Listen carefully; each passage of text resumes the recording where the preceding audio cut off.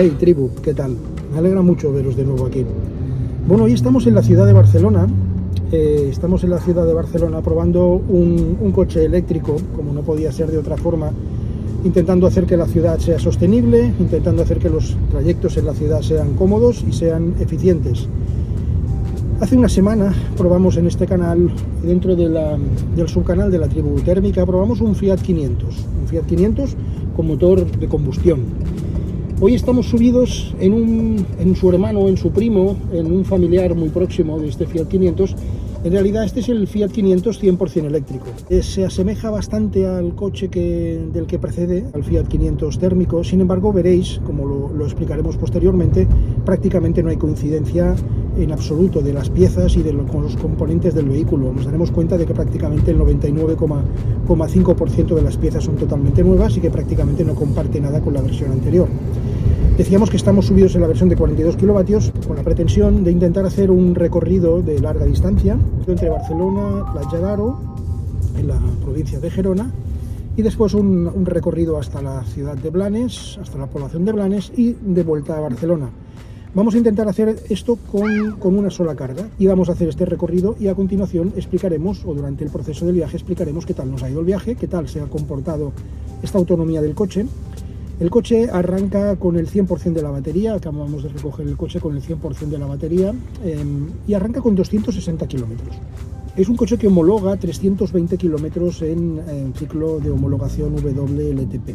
Tiene varios modos de conducción, pero con la forma de conducir, digamos, normal, con el sistema de conducción normal, sin aplicarle ningún tipo de reducción de las capacidades del coche. El coche está marcando, versus los 320 que en teoría anunciaba en ciclo de homologación WLTP, está identificando una autonomía de 260 kilómetros. ¿Será esta autonomía suficiente para que podamos enfrentarnos a este recorrido de larga distancia en el que vamos a hacer no solamente ciudad, sino también autopista y carretera? Bueno, está por ver. A la ida vamos a ir solamente 2 personas, pero a la vuelta vamos a volver 4 y vamos a tener seguramente un sobrepeso en el vehículo. Bueno, vamos a ver qué tal se comporta el coche durante este proceso de viaje. Son aproximadamente las 9 de la mañana, hay 14 grados de temperatura de ambiente, con lo cual la temperatura de la batería no debería verse afectada de forma muy sensible. En cualquier caso, bueno, vamos a ver qué tal se nos da el viaje. Pasamos en este punto a hablar de las percepciones que tenemos del coche. La versión en la que estamos subidos es la versión de Fiat 500, decía, dotada de una batería de 42 kilovatios, pero de una configuración exterior de un 3 puertas clásico. Sabéis que este vehículo aparece con varias configuraciones. Una es cabrio, que es parcialmente, digamos, descapotada, tiene una lona en la parte superior que corre sobre la chasis del vehículo y que permite su apertura prácticamente en un porcentaje muy elevado.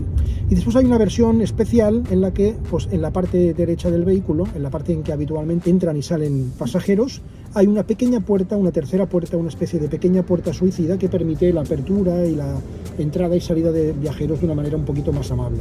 Bueno, estamos subidos en la versión, digamos, convencional, con 3 puertas y un maleterito, bueno, que después también hablaremos de él, unos 170 litros, estamos hablando de un maletero, no vamos a utilizar la palabra miserable, pero sí que vamos a utilizar la palabra reducido, escueto, Es un maletero pequeñito, el coche tiene las pretensiones que tiene y sirve para lo que sirve, con lo cual me parece que para este uso es suficiente.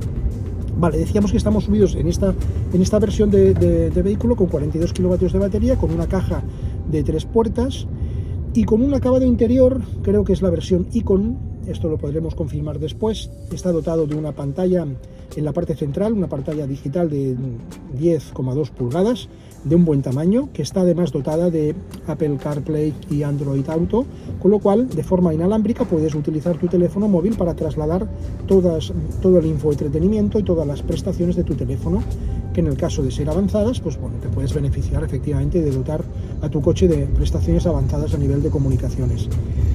Está muy bien la pantalla, hemos estado trasteando un poquito la pantalla y la verdad es que es rápida, es fluida y la verdad es que va muy bien. Después intentaremos entrar un poco al detalle de las características de funcionamiento. Tiene una pantalla, decíamos, central, pero también tiene una pantalla detrás del volante. Esta pantalla detrás del volante identifica básicamente los elementos más relevantes de un coche eléctrico. El nivel de batería, el nivel de carga de batería, el nivel de recarga, en el caso de que se pueda llevar a cabo esta recarga, es decir, en el momento que nosotros estemos haciendo frenadas o deceleraciones, se está produciendo en la pantalla o se está identificando en qué medida estás consiguiendo recargar energía o en qué medida estás utilizando la energía, en función de la intensidad con la que tú apliques el acelerador. Además aparecen algunos datos adicionales de la radio, del kilometraje, la velocidad de la vía, la velocidad máxima que se permite en la vía y además la velocidad instantánea, ¿vale? Este coche no está equipado de Head-Up Display, pero decíamos que con estas dos pantallas la verdad es que la información es más que suficiente.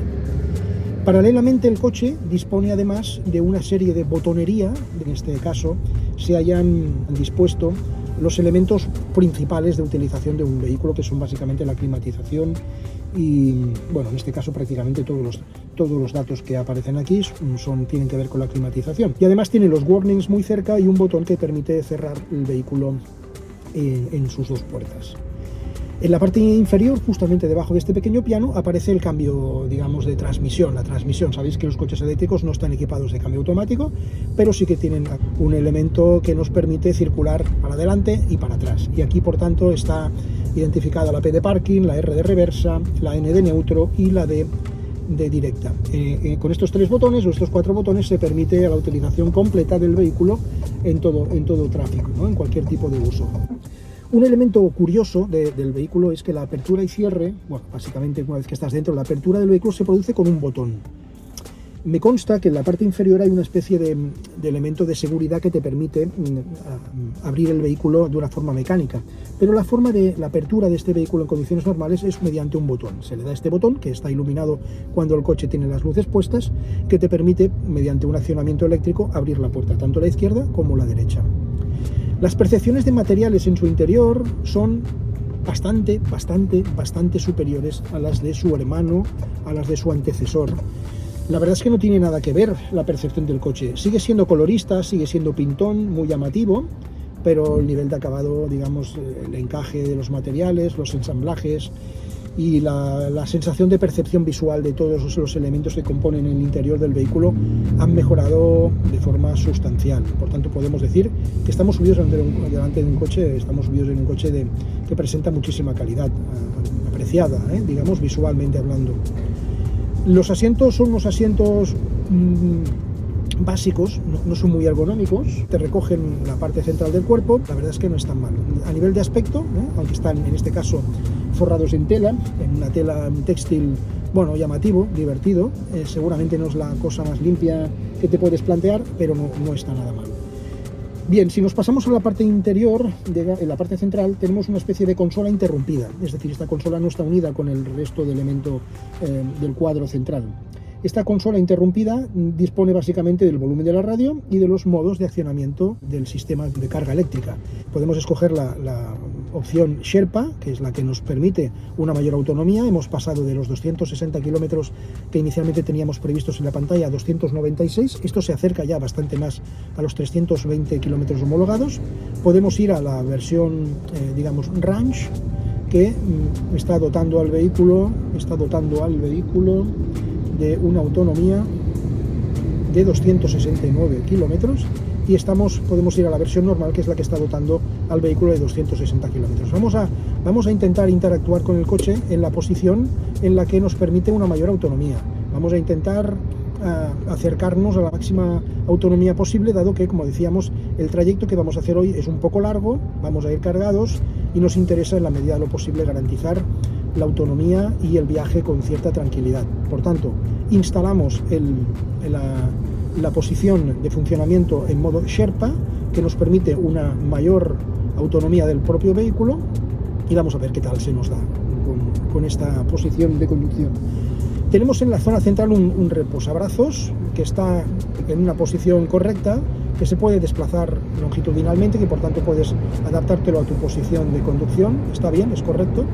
Y después, a nivel de ergonomía de los asientos, pues están bien. Hay algún tipo de ajuste que te permite, pues bueno, centrarte un poco mejor en el asiento, subirlo un poco en altura. Y después también disponemos, en este caso, de una regulación del volante, cosa que también nos ayuda en cierta medida, pues bueno, a estar más cómodos a la hora de intentar adaptarnos a la posición de conducción. Vale, A nivel de interior decíamos que da buenas sensaciones. Este vehículo no está equipado de ningún tipo de techo solar, pero la verdad es que la sensación lumínica en el interior es muy generosa. Estamos bastante bien asistidos por la luz y con bastantes sensaciones de percepción de espacio, ¿eh? Por lo menos en las plazas delanteras, que decimos que son dos plazas generosas, correctas y más que razonables. ¿Qué nos pasa si nos vamos a la parte posterior? Bueno, en la parte posterior las cosas cambian.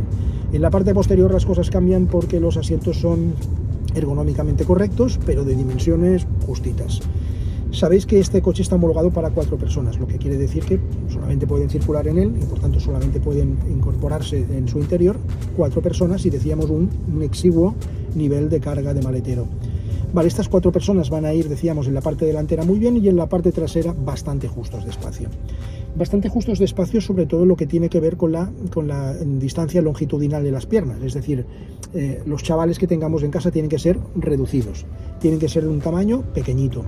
Si pueden ser de 7, 8, 9, 10 años, fantástico. A partir de los 12, los 13, que empiezan a crecerles todas las partes del cuerpo, yo me temo que ya va a ser complicado. Es decir, esas piernas van a tener que ir inclinadas y van a tener que acercarse los dos a la zona central para, bueno, medio convivir dentro del coche.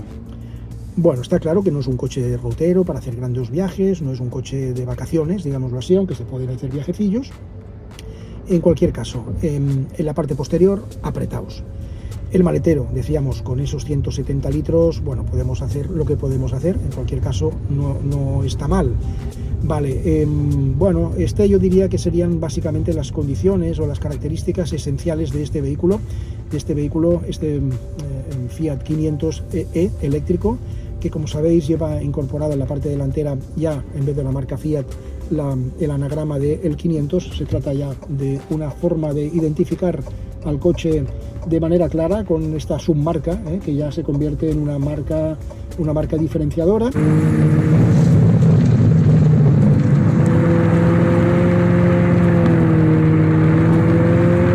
Vamos a hablar de los exteriores del coche. El coche por fuera es muy pintón, el coche por fuera es muy molón, el coche tiene muy buena pinta por la parte exterior.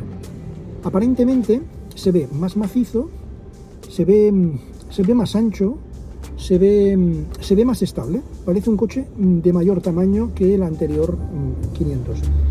La anterior versión de 500, digamos en su versión térmica, era un vehículo algo más pequeño, pero muy poco más pequeño. Es verdad que este aproximadamente tiene unos 6 centímetros más de largo, 2 centímetros más de ancho, y una batalla prácticamente muy asimilable, también un par de centímetros mayor que el anterior vehículo. Sin embargo, y con estas apariencias de medidas y de dimensiones, el chasis es totalmente nuevo, la base del coche es absolutamente nueva y todos los elementos que componen el vehículo son totalmente nuevos, es decir, el 99,50%. El 99,5%, prácticamente el 100% de las piezas de este vehículo son de nueva factura. Esto se nota por dentro y se nota por fuera, y el coche se ve realmente restilizado y modernizado. La verdad, la sensación del coche visto desde el exterior es que hay un cierto continuismo o un total continuismo, pero la realidad del coche es algo diferente, se siente más moderno, se siente más actualizado, tiene mejor pinta, la verdad. Es un coche que históricamente ha gustado fundamentalmente a las chicas. Puede llegar a ser un coche, bueno, que puede interesar seguramente a cualquiera de los que nos podamos estar interesados en un vehículo de ciudad, aparente y pintón. Está a punto de salir, de hecho ya han empezado a hacer algunas presentaciones, la versión Abarth de este mismo vehículo, con unos exteriores más deportivos, que están también a punto de salir. Esperemos en breve poder hacer una prueba de ese vehículo. Y en cualquier caso, en la parte exterior del coche, un gran salto adelante, una modernización sensible que, bueno, nos hace estar cómodos ante un vehículo muy pintón que seguramente, pues bueno, yo creo que va a cubrir las necesidades y los deseos de cualquiera que se quiera dedicar a buscar un vehículo eléctrico de mucha calidad.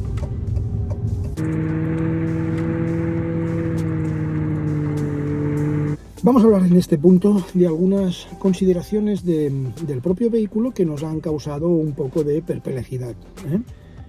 El vehículo está equipado de una pantalla, decíamos, de 10,2 pulgadas, fantástica, corrida, con buena calidad, con mucha agilidad, rápida, etc.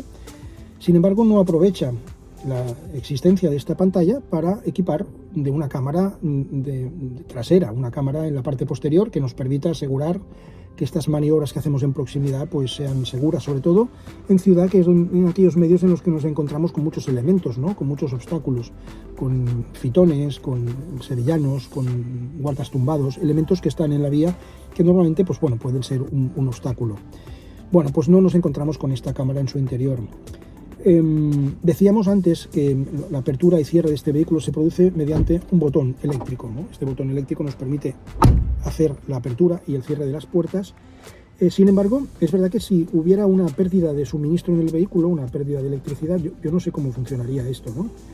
Es cierto que en la parte posterior hay un agarrador, hay un elemento que te permite hacerlo de manera mecánica, pero la verdad es que si no te lo explican, pues no lo sabes. Otra cosa que me ha parecido curiosa, y es que en el sistema, digamos, en el modo de conducción Sherpa, sabéis que les decía que hay 3 modos de conducción, el Sherpa, el normal y el Range, ¿no? Bueno, pues en el caso de la posición Sherpa, el vehículo se convierte en un coche con tipo one pedal, que frena prácticamente solamente quitar el pie del acelerador. Es por eso que se consigue, sobre todo en ciudad, unas mayores autonomías. Y bueno, no deja de estar bien, ¿no? Que tengamos la posibilidad de disponer de diferentes modos de conducción en un vehículo que eminentemente es de ciudad, y por tanto esta solución de ampliación de la autonomía del vehículo en esta solución de ciudad parece bastante adecuada. Vale, más elementos que nos parecen curiosos del vehículo. Tiene en la parte delantera las ópticas que hacen de intermitentes, tienen una protuberancia muy importante, hasta el punto en que si te apoyaras en el propio intermitente, podrías llegarlo a partir. Tengo la sensación de que es un elemento que está muy expuesto. Es estéticamente muy acertado, pero probablemente está muy expuesto. Más elementos que nos generan curiosidad. Decíamos, acaba convirtiéndose en una adaptación del histórico 500 en todos los sentidos, con una mayor ergonomía, con una mayor capacidad interior, sobre todo en la parte delantera, con una mayor comodidad. No estás dispuesto de la manera en que estabas antes. Antes, con el otro Fiat 500, estabas elevado, estabas como subido en una especie de pequeña camioneta. En este estás un poquito más metido en el coche, estás un poquito más envuelto en él. Circulas de una manera más cómoda, y la verdad es que en este sentido, a nivel ergonómico, la parte delantera ha mejorado mucho. Sin embargo, la parte trasera, decíamos, es que no ha mejorado absolutamente nada. Yo no sería capaz de decir que ha empeorado, pero probablemente con el metro en la mano veríamos que la no mejora supone seguramente un pequeño fiasco, ¿no? Una pequeña decepción. Yo pensaba que este trabajo de ergonomía, de aprovechamiento de los espacios, habría conseguido una mejora, aunque fuera muy pequeña, en la parte posterior, y me temo que no ha sido así. Vale, en fin, decíamos, en otros vídeos hemos hecho esta especie de pequeño apartado de fenómenos extraños. En este probablemente podremos explicar a continuación, al final del viaje, si se produce algún otro fenómeno extraño que nos haya hecho pensar que vale la pena comentarlo.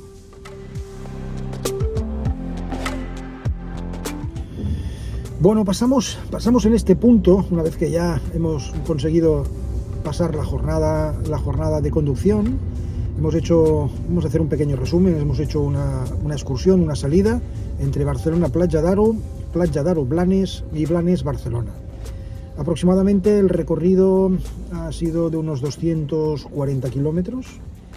Hemos ido subidos en este Fiat 500 eléctrico con una batería de 42 kilovatios y una autonomía estimada, según un ciclo de homologación WLTP, de 320 kilómetros.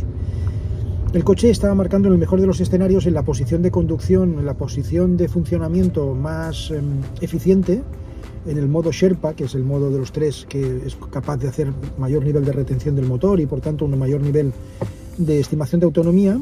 Estaba marcando 296 kilómetros de autonomía cuando salimos de la ciudad de Barcelona. Hemos conseguido hacer estos 240 kilómetros y os tengo que reconocer que, a pesar de que nos han sobrado todavía 52, por tanto, quiere decir que estos 240 kilómetros más los 52 que hay en el tablero de instrumentos supondría que hubiéramos podido hacer 292 kilómetros y estaría prácticamente igual que la estimación del coche. He de reconoceros que hemos tenido que hacer una parada intermedia. Más que hemos tenido que hacer una parada técnica, hemos hecho una parada en un aparcamiento en Blanes y hemos aprovechado para hacer una carga durante 40 minutos. Estos 40 minutos nos han permitido tener estos 52 kilómetros de autonomía, de margen. Es decir, si no hubiéramos hecho la sobrecarga, la carga en el aparcamiento de Blanes, no hubiéramos llegado a la ciudad de Barcelona con un coche de 42 kilovatios y una autonomía teórica de 320. Es decir, los 240 kilómetros no los hubiéramos conseguido realizar. Es cierto que el recorrido probablemente no es el más óptimo de los recorridos, porque hemos tenido que hacer un recorrido por autopista y hemos hecho un tramo de carretera, pero ha habido un tramo largo de autopista en el que hemos circulado a 110, a 120 kilómetros por hora.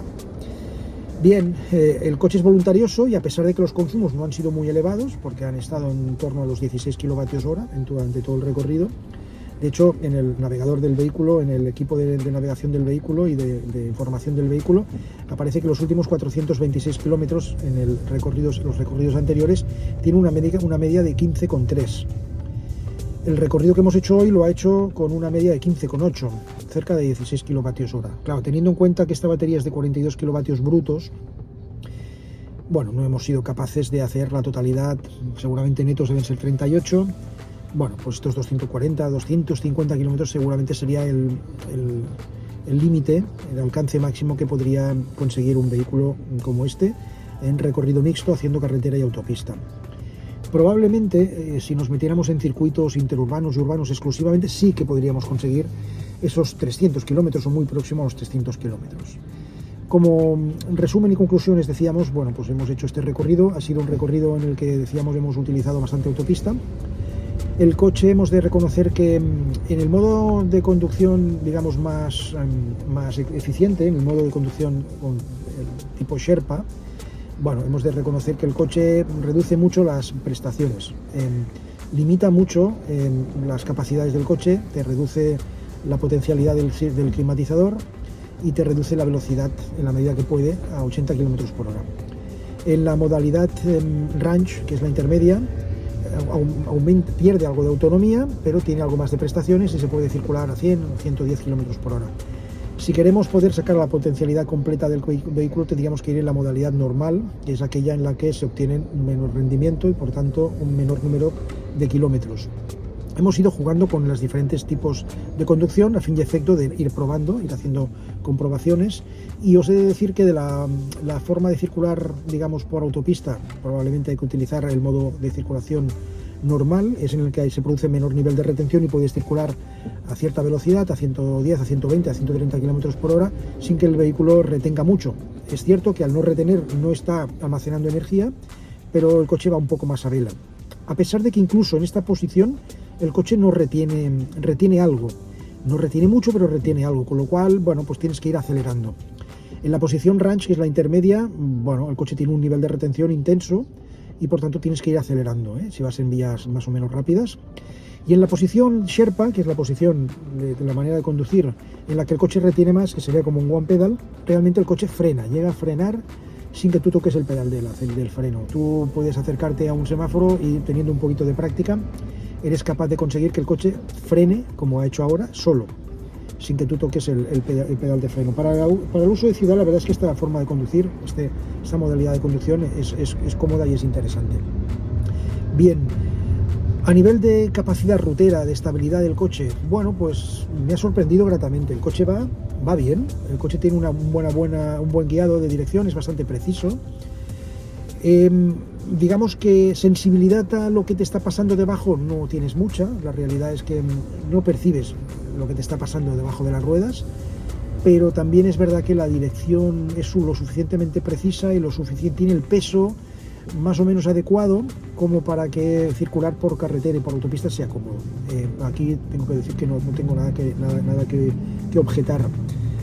Las prestaciones del coche decía que van siendo mejores o peores en función del modo de conducción en el que estés instalado, y os he de reconocer que en algún momento me he sentido un poco capado, un poco recortado de características de conducción, de prestaciones, y por tanto sí que es verdad que en algún momento me he sentido un pelín lastrado.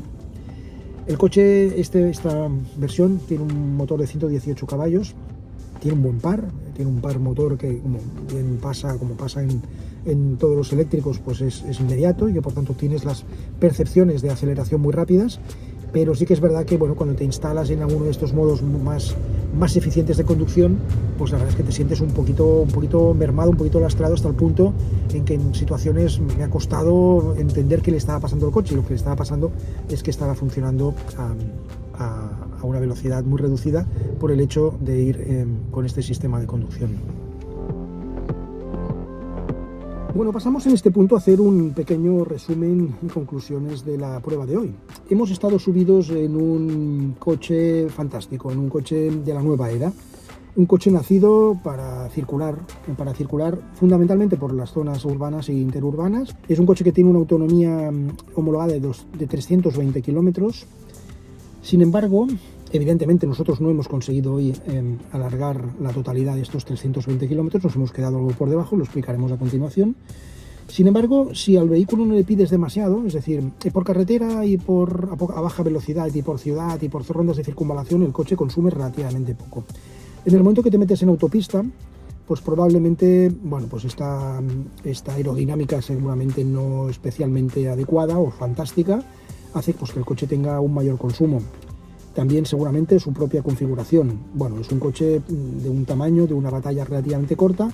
El coche va bien, consume lo razonable, sin embargo, bueno, no se pueden conseguir esos 320 kilómetros a no ser que hagas un uso muy cuidado solamente por ciudad.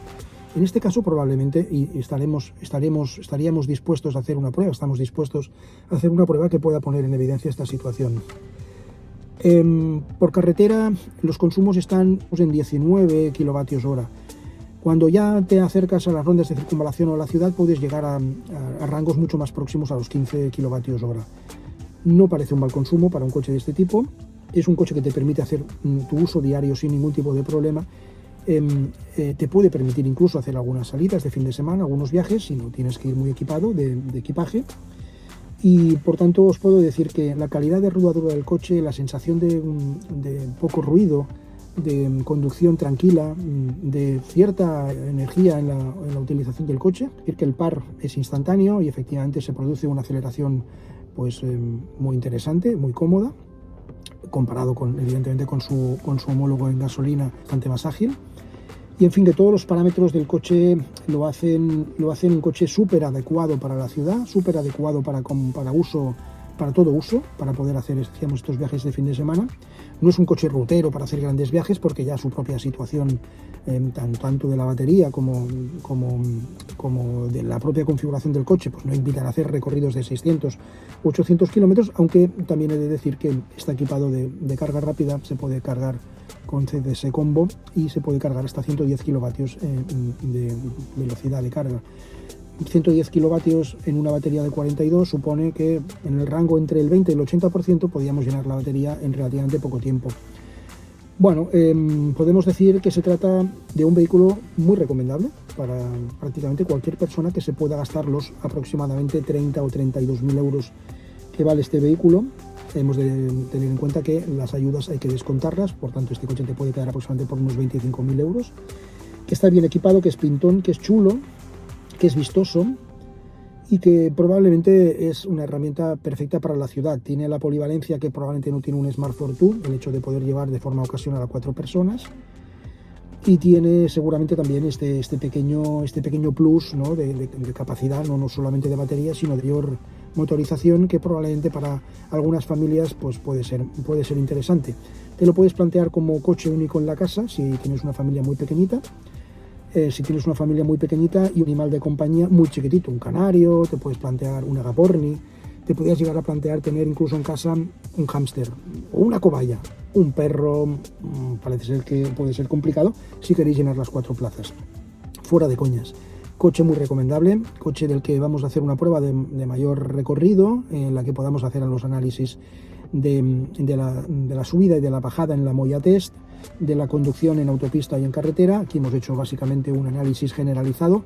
Hemos podido hacer nuestro viaje entre Barcelona, Platja d'Aro, Blanes y Barcelona, y por tanto podemos decir que este vehículo sirve para viajar cada día, para hacer tus recorridos normales, y es una buena alternativa para cualquiera que se lo quiera plantear.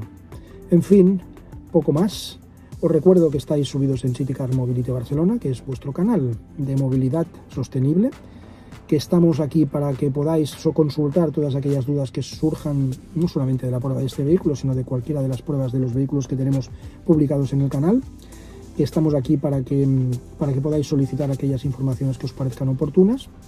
Os recuerdo que si queréis seguir este canal debéis suscribiros y tocar la campanita para que os avisen cada vez que se produce un nuevo vídeo, cuando se publica un nuevo vídeo. En fin, nos vemos en un próximo vídeo.